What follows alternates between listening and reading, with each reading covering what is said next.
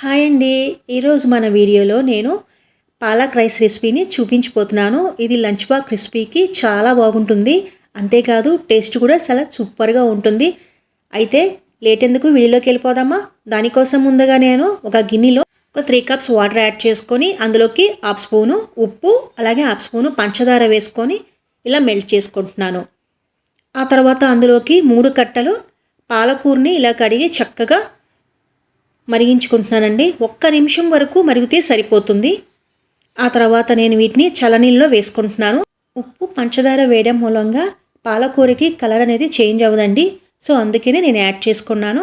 ఆ తర్వాత చల్లారిన తర్వాత ఇందులో మిక్సీ జార్లో చక్కగా స్మూత్గా పేస్ట్ చేసి పక్కన పెట్టుకుంటున్నాను. ఈలోపు ఒక కళాయిలో 3 టేబుల్ స్పూన్ అంతా ఆయిల్ వేసుకొని అందులో 1 టీ స్పూన్ అంతా జీలకర్ర వేసుకున్నాను. చిటపట్లాడిన తర్వాత 2 ఎండుమిర్చిని వేసుకొని ఒక్కసారి ఇలా ఫ్రై చేసుకున్నాక 1 ఉల్లిపాయని ఇలా కట్ చేసి వేసుకుంటున్నాను.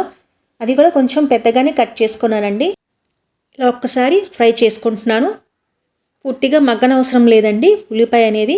ఆ తర్వాత ఒక రెమ్మ కరివేపాకు వేసుకుంటున్నాను. ఇలా ఒక్కసారి కలుపుకుంటున్నాను. సో ఉల్లిపాయ కచ్చాపిచ్చాగా ఉంటే బాగుంటుందండి. ఉల్లిపాయ బాగా మగ్గిపోతే టేస్ట్ బాగోదు కాబట్టి సో ఇలా ఉంటే సరిపోతుంది. ఆ తర్వాత 1 టీ స్పూన్ అంతా జింజర్ గార్లిక్ పేస్ట్ వేసుకుంటున్నాను. అలాగే 2 పచ్చిమిర్చి ఇలా కట్ చేసి వేసుకొని ఒక్కసారి ఇలా కలుపుకుంటున్నానండి. ఆ తర్వాత హోమ్మేడ్ పన్నీర్ని వేసుకుంటున్నాను. నేను 200 గ్రామ్స్ వేసుకున్నానండి. అది కూడా నేను రెడీ చేసి పెట్టుకున్నాను. ఇంట్లోనే తయారు చేసుకున్న పన్నీర్ అయితే చాలా బాగుంటుంది కదా. కాస్తంత పెద్ద ముక్కలుగా వేసుకుంటున్నాను నేను. మీకు కావాలంటే చిన్న ముక్కలు కూడా కట్ చేసి వేసుకోవచ్చు. ఆ తర్వాత నేను పక్కన పెట్టుకున్న ఈ పాలకూరని పేస్ట్ని ఇలా వేసేసుకొని కాస్తంత వాటర్ యాడ్ చేసుకొని ఇలా కలుపుకుంటున్నాను. సో ఆ తర్వాత అందులోకి రుచికి సరిపడా ఉప్పు వేసుకుంటున్నానండి. అలాగే garam masala powder 1 teaspoon వేసుకుంటున్నాను. నిమ్మరసాన్ని 1 టేబుల్ స్పూన్ అంతా వేసుకుంటున్నానండి. వీటన్నిటిని ఒక్కసారి ఇలా బాగా కలుపుకుంటున్నాను. తర్వాత నేను ఉడికించి పెట్టుకున్న అన్నాన్ని 1 కప్పు వరకు తీసుకొని ఇలా కలుపుకుంటున్నానండి. మీకు కావాలనుకుంటే బాస్మతి రైస్ తీసుకోవచ్చు, లేదంటే నార్మల్ రైస్ కూడా బాగుంటుంది. నేను సెమీ బాస్మతి రైస్ని తీసుకున్నాను.